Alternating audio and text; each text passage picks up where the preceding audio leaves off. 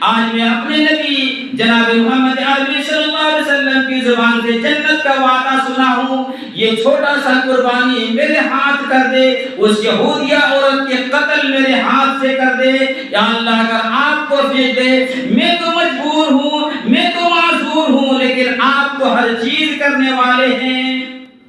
بتاؤ عزیز دوستو، اللہ کے رسول نے کس کو اچھے نوجوانوں کو حکم دیا تھا؟ یہ تو نہیں کہا تھا کہ یہ نابینا یہ کام کرے، لیکن سب صحابہ چلے جاتے ہیں اور یہ اللہ سے دعا کرتے ہیں اور عشاء کی نماز پڑھ کر ہاتھ میں تلوار لیے ہوئے اور چل دیے۔ بتاؤ ایک نابینا اور تلوار کا کیا میل ہے؟ لیکن عزیز دوستو، جذبات دیکھو صحابہ کی، اللہ کے رسول صلی اللہ علیہ وسلم کی باتوں پر ان کو کیسا یقین تھا، کیسا ان کو یقین تھا۔ عشاء کی نماز پڑھ کر دعا کر کے نکل